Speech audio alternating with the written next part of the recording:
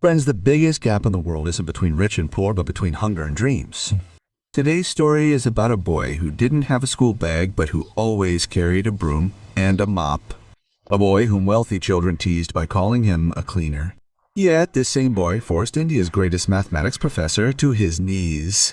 A complex problem that took scholars around the world 20 years to solve was solved in just 2 minutes by Mohan, who cleaned school floors and toilets. How did this tattered boy shatter the pride of the city's most expensive school? Let's witness the miracle of that magical mind that broke the shackles of poverty with the power of knowledge. The first rays of dawn had barely dawned when the gates of the city's most luxurious Royal Heritage International School began bustling. This school was an impregnable fortress for the children of the wealthy. Admission here was based more on a father's status and bank balance than on merit. Cars worth crores of rupees were stopping at the gates one after another. A long, shiny line of Mercedes, Honda, and BMW cars lined the school. The children alighting from these cars shone in white clothes as if they'd just come out of a factory. Their shoes weren't a speck of dust. Their backpacks bore their favorite cartoons, and their water bottles probably cost a poor person's monthly income. But within the high, stately walls of this school, in a dark corner of the corridor, stood 14-year-old Mohan. Mohan wasn't a student, but the lowest-ranking sweeper. He held a bucket of fennel in one hand and an old dingy bucket in the other. His hair was dusty and unkempt. The buttons on his shirt were broken, and his torn slippers made a squeaking sound as they slid across the floor. When the wealthy children entered their luxurious classrooms and sat in the cool air of the air conditioning system, Mohan's real struggle began. His job was to scrub the toilets outside those luxurious classrooms, wiping children's shoe prints from the floor and dusting the tables where rich children sat, writing their bright futures. Mohan's father was also a gardener at the same school who died in an accident. The school management hired Mohan as a favor so that he could feed his ailing mother and pay the rent on their hut. Mohan had never attended school, but nature had blessed him with a brain faster than any supercomputer. When Mohan swept the corridor outside the classroom, his full attention and ears were focused on the lectures going on inside. Whatever the teacher wrote or said on the board, Mohan would capture it in the magical diary of his memory. When he returned to his slum at night, he had no money to buy a notebook. He would solve long mathematical equations on the mud wall of his hut with the coal from the stove. He would sit for hours at his uncle's scrap collector's shop, borrowing old, worn-out mathematics books. He understood everything that even the students of prestigious colleges, despite spending expensive tuition, couldn't grasp. Today, the atmosphere in school is different. The 12th grade hall was as quiet as if a storm was about to hit. Dr. Vashishta Narayan, the city's most rigorous and renowned professor, had come to class. It was said that he had worked on NASA projects and that his questions would not only make the students sweat, but also kill them.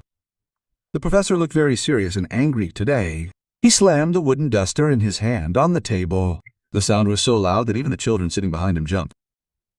The professor shouted, "Quiet, what do you all think? Just because your father has a lot of money, you will become great scientists? Mathematics isn't a vegetable that can be bought with money. It demands hard work. It demands austerity. It demands soulful peace. You're all here only to get a degree, not knowledge." The entire class was terrified. Even the most mischievous child in the class was holding their breath.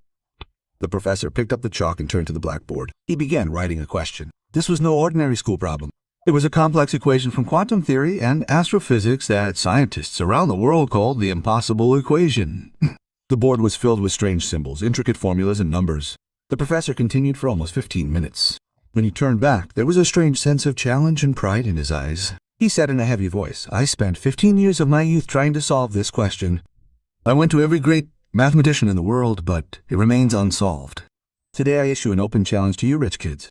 You have high-speed internet, expensive tutors, and books from all over the world. If any of you can find the correct answer by tomorrow morning, I will quit my teaching job and reward that student with my gold watch and my entire personal library." Ruhan, the class's brightest and wealthiest student, considered himself the Einstein of mathematics whose arrogance exceeded his knowledge. He stared at the board, adjusting his expensive glasses. He thought he could solve it in a jiffy. But on the first line of the question, his hands began to shake.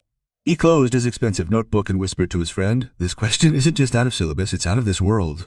This old man has gone mad.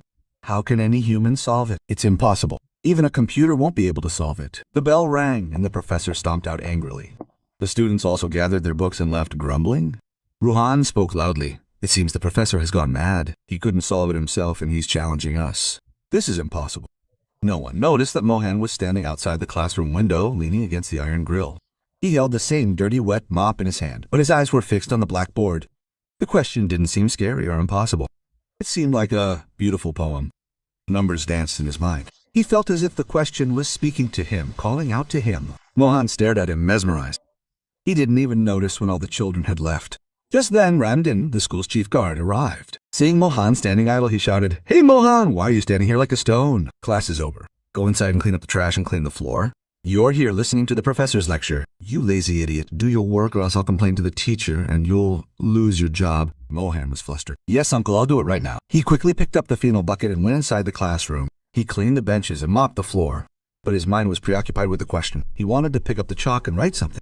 But then Ramdin shouted again, "Hurry up, boy! I have to clean all the rooms. It's time for dismissal. Get out." The guard practically pushed Mohan out and locked the heavy wooden classroom door with a heavy lock. Mohan went home, but only his body remained in his slum. That night there wasn't a single grain of food in Mohan's slum. His sick mother was starving, and Mohan's own stomach was aching with hunger. But today he felt no hunger. He couldn't feel the pain of his poverty. Those complicated equations, those symbols, and those incomplete numbers flashed through his mind like lightning. He couldn't sleep. He felt like he would suffocate if he didn't solve that problem. It was 2 o'clock in the morning. The silence was so intense that even the ticking of the clock's hands could be heard clearly. The restlessness grew so intense that Mohan quickly left his slum. He ran barefoot towards the school in the cold night. He knew every corner of the school. He bounded inside, crawling like a shadow to the window in hall number 4. He pried open the loose latch with his slender fingers and jumped inside. The classroom was pitch dark. Only the faint yellow glow of a street light shone on the blackboard. The question was still written on the board, as if a mystery waiting to be solved. Mohan took a piece of chalk from his pocket, which he had picked up from under the table that afternoon. He began writing. The sound of chalk echoed in the still night. It was a little slow at first, but as the sound of cut D became more frequent, Mohan's speed increased. Drenched in sweat, Mohan wrote continuously for 3 hours. He had discovered where the professor was making a mistake. He was treating time as static, whereas Mohan had connected him with a flow of energy. The entire board was filled, and finally he drew a large box and wrote the answer, 0. A calculation like a storm, and the answer was just 0. Mohan looked at his workmanship. He put the chalk back on the table, picked up his mop, and quietly slipped out the window. The next morning, when school opened, the 12th grade students were the first to enter the hall. As soon as the first student saw the blackboard, he screamed. Slowly, the entire class gathered around the board. Everyone was stunned by what was written there. Ruhan shouted, "Who did this? This is impossible. Did a teacher come in the night and solve this? Look, these steps aren't even available on Google." Students began murmuring among themselves, and the board was covered in rubble as if something miraculous had happened. Just then, the sound of Professor Vasishta Narayan's heavy boots rang from the corridor. He seemed angrier than he had been the day before. He was sure no one had completed the challenge. As soon as he reached the classroom door and saw the students covering the board, his temper soared. "What is this insolence? You've all been called here to make a scene." Hearing the professor's roar, all the students trembled and sank to their benches in fear. The professor stamped his feet in anger, turning towards the blackboard. He had a duster in his hand. He wanted to clean up the mess the students had written on the board. But as soon as he saw the first line, the duster fell from his hand and fell to the floor. The anger in the professor's eyes vanished instantly, replaced by a look of deep disbelief and shock.